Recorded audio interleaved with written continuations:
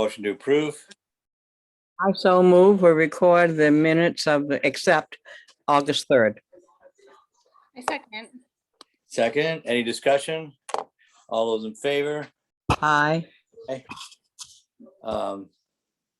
Next is communications. I had a couple. One was to remind people there will be a town picnic on the green in Cornwall Village this Friday from 6 to 8. There's going to be local music. It's going to be a rain or shine event.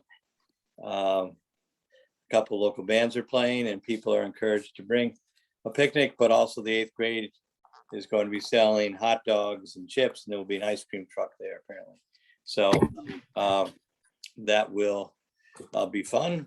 It's been a while since we've had a townwide celebration. People are encouraged to wear masks, even though it will be outside. So anyway, that's one event that's coming up. Second thing, another different event is right now we're scheduled to pave the north end of Town Street on September 13th, which is a Monday. And so people north of Yelping Hill may have a little wait, but that should be temporary, and hopefully that will be done. It may take a couple of days to get it all done. So look for that paving work, north end of Town Street, mid-September. Third communication I had was we signed the documents transferring the property of the former West Cornwall firehouse to William Betts today. So he is now in possession of that, and hopefully that will help him continue the efforts to revitalize West Cornwall and bring the bookstore property back to life.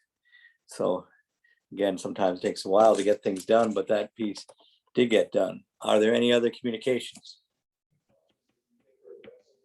Okay, next addition to the agenda. I also had 3 things. One is fuel bids. Second is legal notices. And third is a update on the Ann Zinzer planning and zoning appeal, which will be in executive session at the end of our meeting. So are there any other additions? Okay. So there's a second to adding those? I second. Is any discussion? All those in favor? Aye. We're picking up a little background noise, so if people just check if they're unmuted, to check their background noise, if there is any.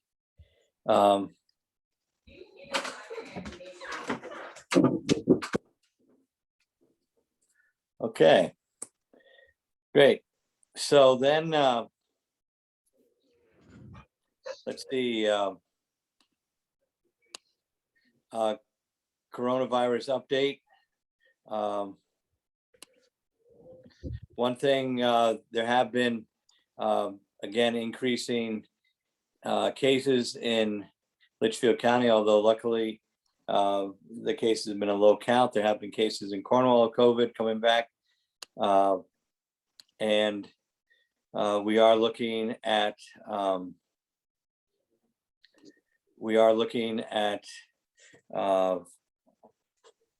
doing a few things differently. We are looking at putting masks, having people wear masks in town buildings. And we are also looking to promote, there is a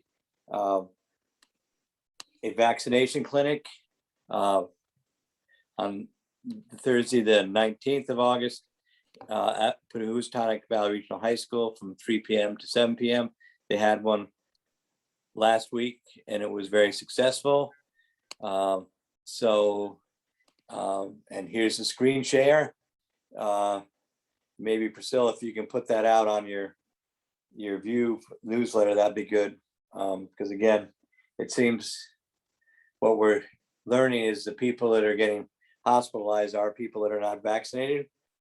People are still getting this. Sometimes with the vaccination, as this variant is more powerful, but they are not getting severe cases that the unvaccinated people are getting. So we're redoubling our efforts to encourage people to get vaccinated. So as part of that, we have been working in our COVID emergency group on the American Rescue Plan, which is a fancy name for COVID relief funds. And Barbara and I in the group put together an insert to go in the Chronicle to notify citizens, organizations, and businesses of the plan. It is quite a lengthy document, but trying to summarize and tell people what the eligibility is, requirements, what the requirements are. And so that should come out in the September Chronicle. I did attend a meeting of the Northwest Hills COG on this American Rescue Plan and what people were using the funds for, which is a variety of purposes, and what are the legal requirements for using the funds. And it was very informative meeting, very good meeting. And again, one of the advantages of having the COG is for me as the chief elected official to have relationships with the first selectman in the area and the mayor of Torrington, so we can always talk very candidly and supportively and constructively, because we know each other, and we're obviously dealing with different municipalities, but having that type of forum scheduled to deal with these issues that are complicated is very helpful to the elected officials in the area. So I did attend that, and I think we're in good position to move some of these funds out into the community, and people will see what the application process is when they receive that Chronicle insert, which we'll also put up on the town website. So again, trying to move all that forward. And thanks again for Barbara, who's been spending a lot of time working on getting the details down and the regulations and the guidelines in place. So that's all I had on the COVID news of the day. Anybody have anything to add to all that? We have joining us tonight, Gary Steinkohl, who has an update on the Cornwall Barnyard Animal Project of the Cornwall Association, which has been very popular and very well received. And again, thank you, Gary, and your group for doing it. And so he has some updates, some late breaking polls on the most popular cows and a few other things. Maybe tell us what the details are on the Cornwall Barnyard Animal Project. Gary, come on in. Thanks. Thank you, Gordon. Unfortunately, I cannot give any hints of how the voting is going, but I will reveal that we have nearly 200 votes in for the Cornwall Barnyard Animals, the bests, and we encourage everyone in town to vote for their favorite pig, cow, and rooster. During the Ag Fair on September 11th, we will have the official welcome party. We're going to have milk and cookies. It's appropriate, chocolate chip cookies, and to be, well, chocolate cow chip cookies. And we'll reveal the winning animals, and the winners, the creators of the 6 top vote getters will be awarded prizes and be enshrined in the Cornwall Hall of Fame. But the biggest news I wanted to reveal, and of blast is going out tomorrow, is we have begun an online auction of the Cornwall Barnyard Animals. All funds raised will go to the Cornwall Women's Society Scholarship Fund. So we encourage everyone who has liked the animals, and we have been asked to be able to sell them by several. So we've set up an online auction, and it is live as of now. All of this is on the Cornwall Association website, and know that you'll own a piece of history as well as support a very, very worthy cause, the Scholarship Fund. So that is the update, and thank everyone, our selectmen and our entire town for supporting and engaging the animals. They're having a great time. We're having a great time. So thank you all. Yeah, thank you, Gary. Also, it's also impressive how much, again, how much artistic talent is out there in the hills, and again, the variety of different animals is excellent. So anyway, we look forward to all that coming up at the Ag Fair, which of course is September 11th, bringing that back. So looking forward to that day. Let's see, West Cornwall wastewater update. Again, our project continues to, the funding for the West Cornwall project continues to work its way through the halls of Congress. From what I've heard from our representatives, that the passage of the infrastructure bill was a good omen for things, because that was the major piece of legislation that the Senate was going to take up before the budget, and our project is part of the budgetary process. So then the Senate has to vote on the budget, then it goes back to the House. So one paper I heard said that may happen as early as next week. But again, it's a busy, lively place, the nation's capital. But again, having some bipartisanship is also a good sign. And apparently then it goes to the Senate and then back down to the House. But my goal would be, if we do hear something in August, to set up a schedule in September, get our numbers together, which we can already start on that, because we know the proposed funding numbers, and then have some informational hearings in October, and hopefully a vote in November, so we get that that done before winter sets in. But again, we have to really, because that's such a important part of the equation, we really can't schedule votes before we get assurances that that money is in place, but we can do some calculations on cost and financing before then. So stay tuned, and hopefully we'll hear, we'll have a real update at our next meeting and be able to set some calendars so we can get it into the Chronicle and on the website, so we can tell people when some meetings. But anyway, still encouraging words out of Washington. Another big issue, optimum fiber update.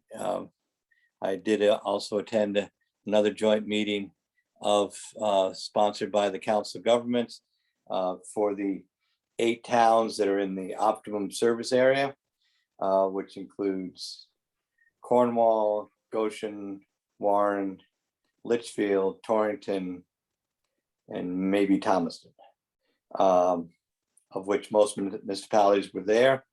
And again, from earlier meetings, we know that Optimum is seriously planning to bring fiber optic cable to our area. And the word is that they're going to do engineering in 2022, which is not that far away, and start on some of the first installs in 2023.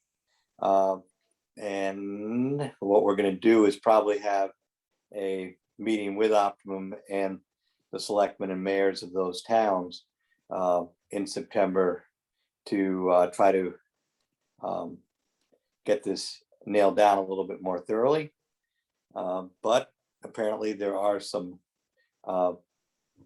real advantages and some real seriousness on part of some of the people that have been watching this for a long time happen. And we are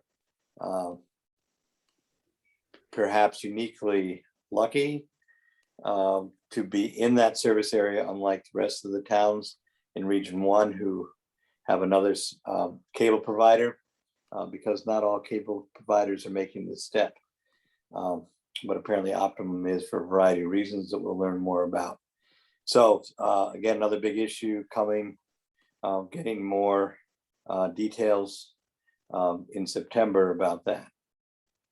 So any questions about that? It's still, somewhat tentative, but becoming more reality that Optimum is coming through with some fiber optic network to replace their coaxial cable installs. Any comments about that from the board? Clear. Okay. Fiscal year 2021, which ended on June 30th. We got a year-end review from Barbara Herbst, our financial officer. The town is expected to end the year with a substantial surplus. We are required to end the year with a surplus.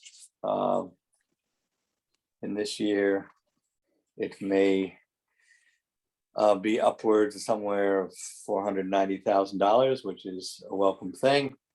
Again, as we are looking at some major capital expenditures, having a healthy reserve fund will be a good position to be in.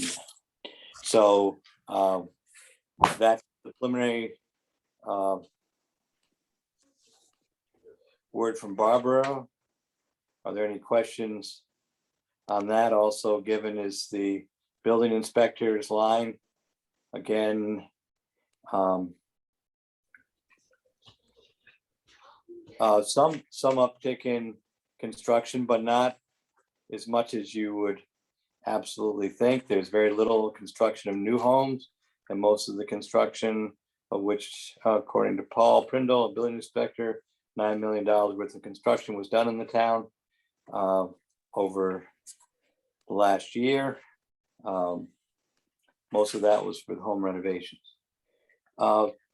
There are some lines that are that need budget transfers, and Barbara has given you, and I think I passed on those items. There are 8 budget transfers. First one being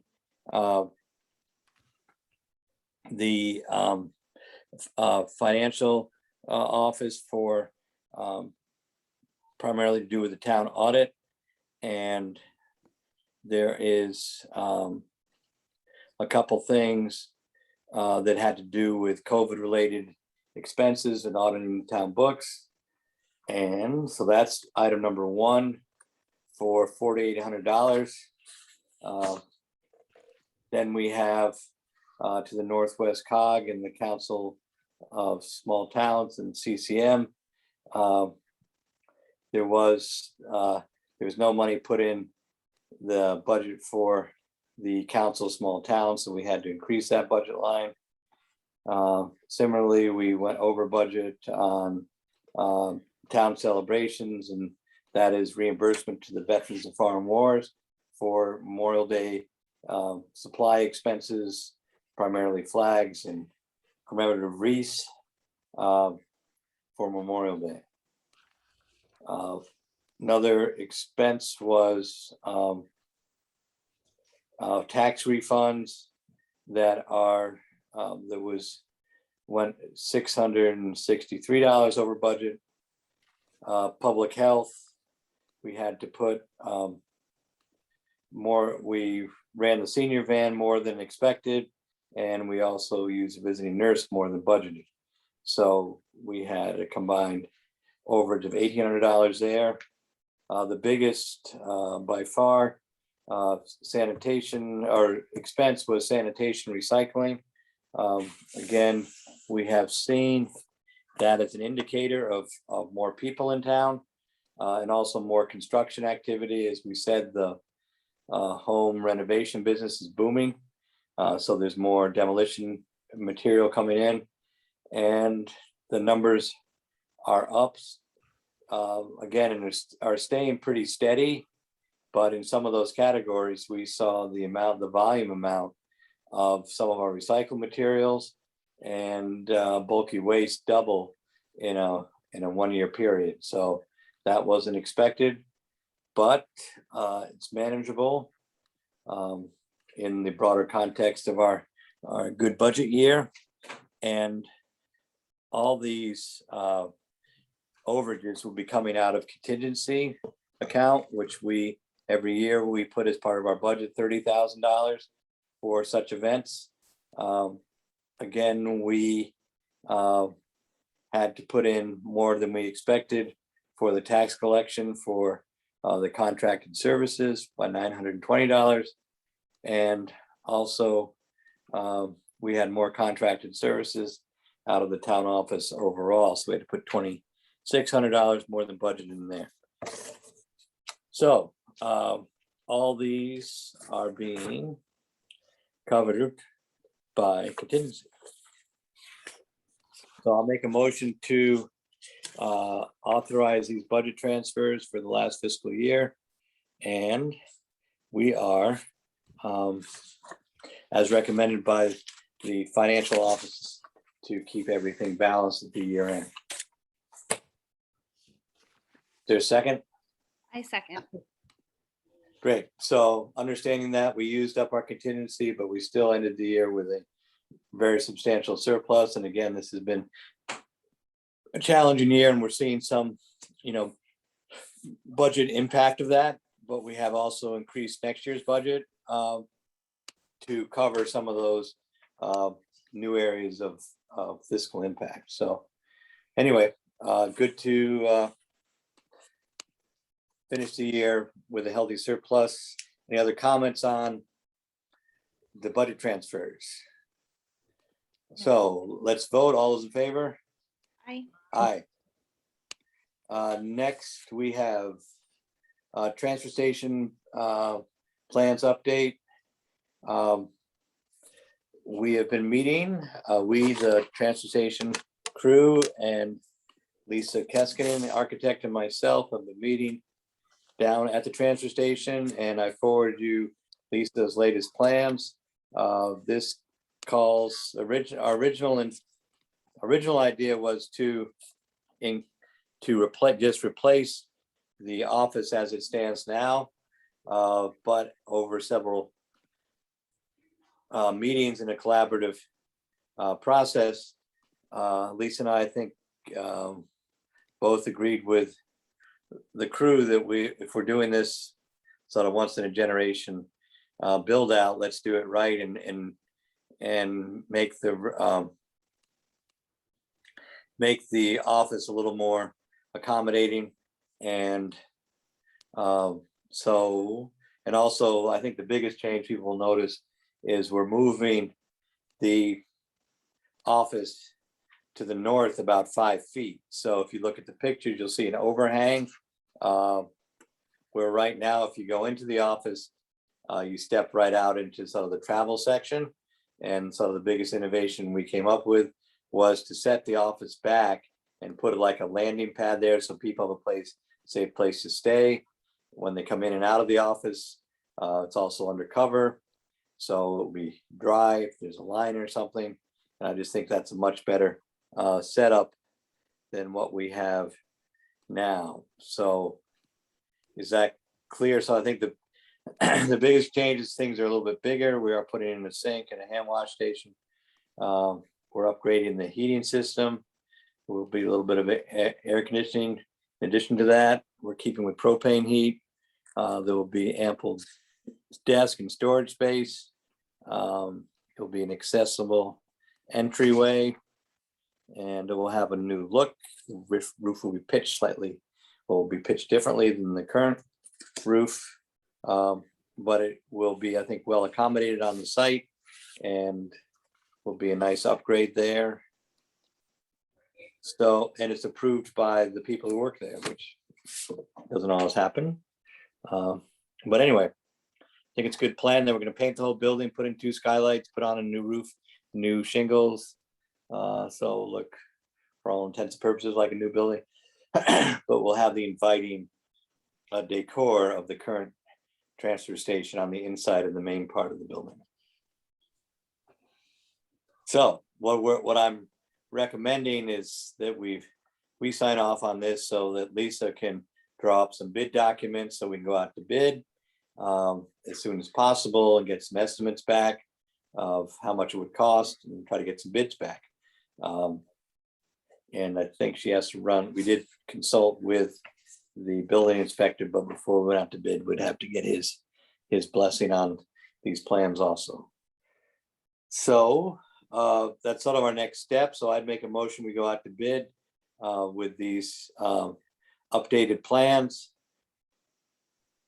As drawn up by Lisa Keskin, an architect for the Cornwall transfer station office upgrade. Okay, any discussion on this? Any thoughts? One question. I see Yeah. that the hand washing station is non-plumbed. I would Yeah. think gentlemen would want a small bathroom. They're there all day. I mean, if I were going to be in the dump all day, I would want a small bathroom. Well, they use the bathroom up at the garage, which may sound Okay. I didn't may realize. sound like a hike. It is a hike, but the problem is the dump is built on a dump, and there's no soil there. So Okay. you putting in a system there, if you could even do it, would be problematic. So that's where we came down with that. And this is a self-contained unit that would work and would be code compliant. Okay. Yep, good question though. Any other questions, comments? Okay, so any other thoughts? So all those in favor going out to bid with the new transfer station update? Aye. Aye, unanimous, good. Next, tax refund recommendation. We have a tax refund on recommendation of our excellent tax collector, Gene, $46.23. John has circulated that. So I'll make a motion to grant that. Second. Any discussion? All those in favor? Aye. Aye. Okay, next we have our additions. I'd like to go out to bid again for fuel oil and also propane, as we are doing this new addition, but also we had some high prices last year on propane in particular. So we go out to bid for our fuel oil and propane. So, and we'll get those back in September. So is there a motion to go out to bid for those two items? I so move. I second. There, second? Mhm. Great. Any discussion? All those in favor? Aye. Great. Okay, so we'll do that. Next, we have legal notices. The town got 2 legal notices from different law firms last week. But they are for things I think are fairly positive. As a statutory requirement, the town has to be notified whenever there's a change in the cell towers, siting or construction or utilities. So we did get notified by Transcendent Wireless that they're upgrading and replacing 3 antennas on their tower on Mohawk. It's not a new tower, they're just upgrading the antennas. And again, as spotty cell phone coverage is one of our biggest issues and biggest problems. Whatever the industry can do to upgrade that, I think is a positive there. So that was one legal notice. The second one, which is a little more exotic, is we're notified that a solar electric company is putting in a large solar installation in Goshen off Bartholomew Hill, which is the hill, it's a road to the left, just at the top of the hill, as you drive up Mohawk Mountain into Goshen. The road to the left is Bartholomew Hill at 129 Bartholomew Hill.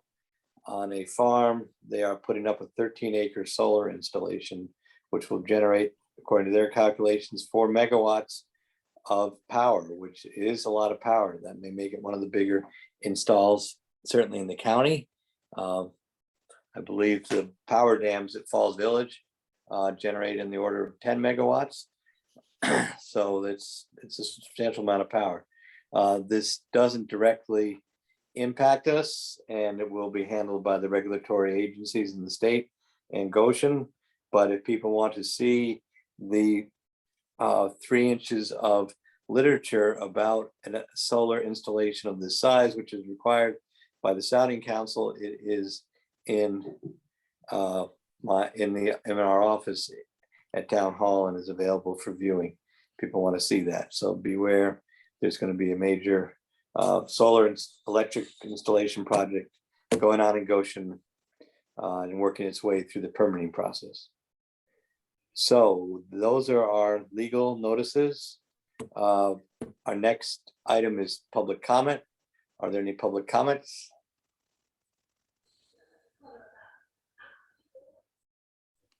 I have a question, Gordon.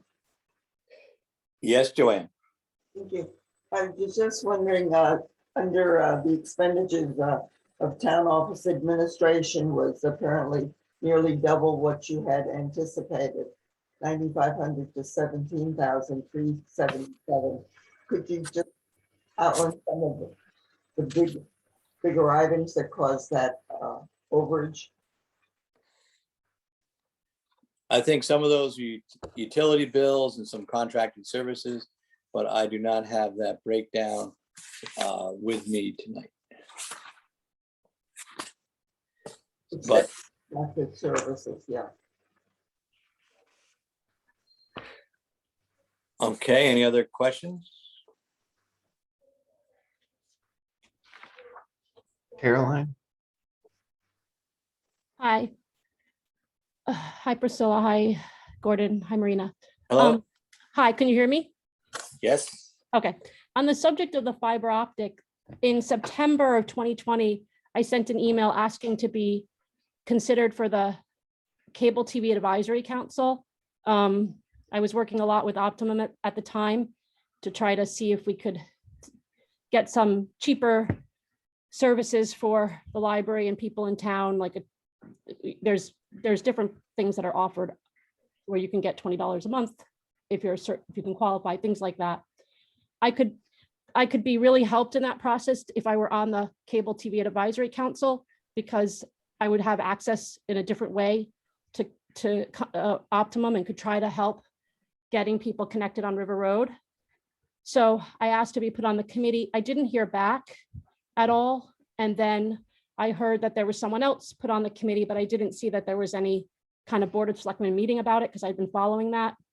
And that person didn't show up for the meeting at all. So doesn't look like they're interested. He was interested at all in joining that group. So I'd ask the board to consider me being appointed to the Cable TV Advisory Council. Okay. Any other public comments? Could you tell me like what the procedure is about that? That's a board appointment. At this point, we haven't made any appointments. Other people have expressed interest, but at this point, as I said, there's going to be a meeting among mayors and first selectmen directly with Optimum. So we are moving in that direction at this current time. So there's no one on the board from. There's Cornwall. nobody that's been appointed at this point, although I am in touch with Optimum directly. So are you going to be considering someone? We may, but at this point, I want to try to get that meeting to find out what they're actually proposing done is the most immediate priority, I think.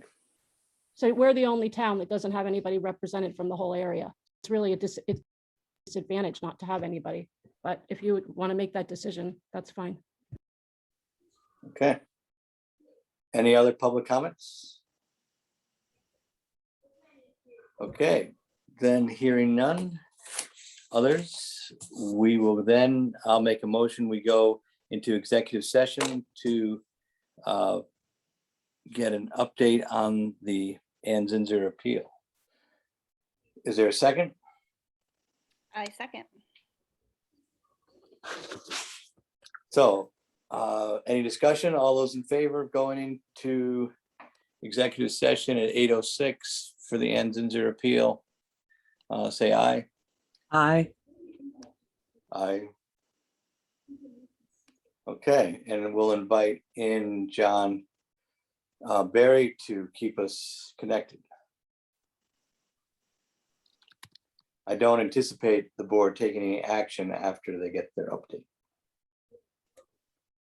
So anyway, so we're in executive session, which means. Wait, hold on. No, we're not. We got